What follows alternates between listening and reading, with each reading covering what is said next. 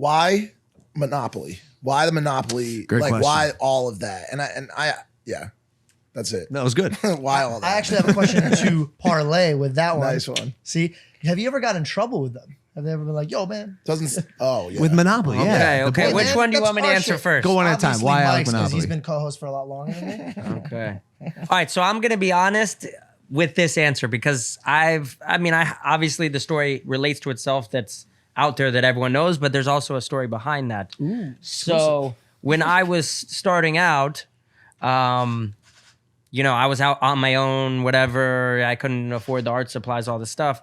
I was living with this very wealthy girl. She was a young girl, pretty girl. She looked like a tall, skinny model, but she had the trust fund. And she was, helping me, buying my paints and all this stuff. And in 2008, when, the stock market started to crash and Bernie Madoff was stealing money from all these big New York families, she was affected immediately.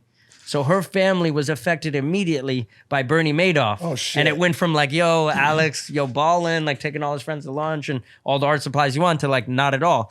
So I ironically just did a drawing of Bernie Madoff as Mr. Monopoly. Because it's weird. I was watching the news of Bernie Madoff getting arrested and we were playing Monopoly, the game, because I love the game. Jesus. So I was like, dude, this is so ironic. Like, I should make Bernie Madoff's head on Mr. Monopoly with the money bag running away, representing Wall Street and what was going on. So I did that drawing first. And then I was like, I'm just going to do a Monopoly one. And then I was like, because I had already done graffiti writing, I had never incorporated my artwork and my drawing into my graffiti. So literally, I started that painting. I still have the first one, and I never finished it. Because that night, I was like, yo, fuck it. Let's go out in the streets, and let's go fuck it up with this Monopoly shit. So literally, all I took was one black spray can and just went around LA and did a bunch of Monopolies and signed Alec. So literally like 2 days later, it was featured in a magazine and a newspaper, like commentary. And they named me. I didn't name myself Alec Monopoly. They just named it because I just wrote Alec and then the Monopoly man right there. Yeah. And the rest is history. That's then, great. yeah. That's awesome. nuts. That's So, awesome. Shout out to Madeline. Thank you. I don't know where you're at, but She's in the alley just counting pennies. She goes, fuck you, bro. Damn. And then I asked you this once before too. How are there not any trademark claims or copyright infringements? honestly, because I was very smart from the beginning. So I kind of took the artist business model of Andy Warhol. Oh, yeah. Andy Warhol, his first paintings that made him famous and successful were of the Campbell's soup can. Yep. So basically, I kind of took that model in the fact that I'm not making merchandise of it.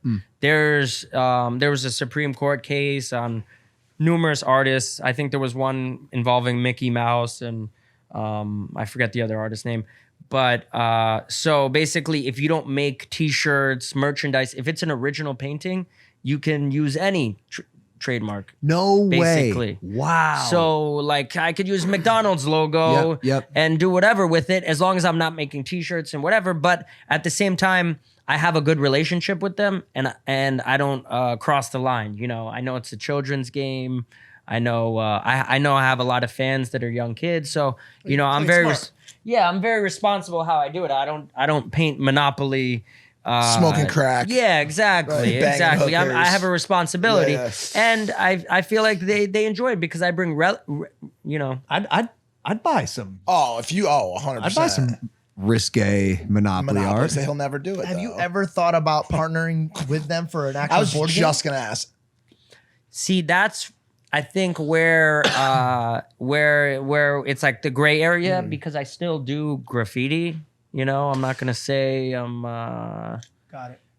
usually I have permission, but you know. Yeah. So I mean, hopefully at some point we'll do it, but I feel like if they put their stamp on him, you know. then it's like and at the same time, then every graffiti piece, people are like, is that a paid billboard for the collaboration?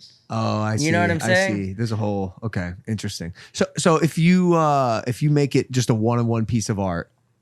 One of one. I've never made a T-shirt with Monopoly Man. I've never made a print, a multiple. They're all one of a kind pieces. Now, do you feel? And I never asked you this as a friend, but I'm genuinely curious. Do you feel like you could be pigeonholed potentially? Because you're Alec Monopoly, you know. Mm-hmm. Do you think that I don't know. Eventually, you're gonna switch a style or evolve into a different form of artistry. Alec Candyland.